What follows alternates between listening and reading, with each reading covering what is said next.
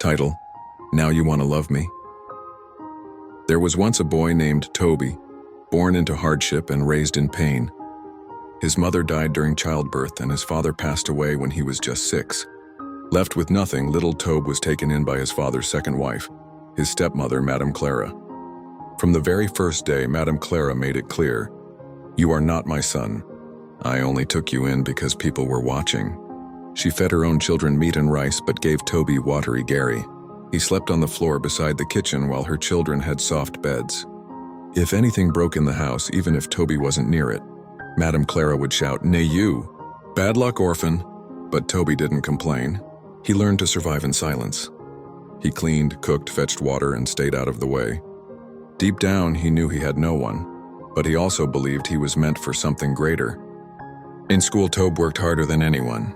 He read old textbooks under candlelight, borrowed uniforms from neighbors, and used pure water sachets as lunch. Madame Clara would mock him. "Book no dey feed, man-o. You ain't no get anybody, better learn mechanic." But Toby pressed on. He had one dream, to go to America and become an engineer. People laughed. Madame Clara laughed the loudest. "You ain't a use toilet slippers, one go Yankee?" Go sittin'. Years passed. Toby got a scholarship. A foreign NGO noticed him after he built a small water filter for his school using scrap plastic. They helped him get a passport and a full ride to the US. The night he was leaving, Madame Clara didn't even come out to say goodbye. "Good riddance," she muttered. Fast forward 10 years later, a black SUV rolled into their old neighborhood in Lagos. Journalists were shouting, cameras flashing.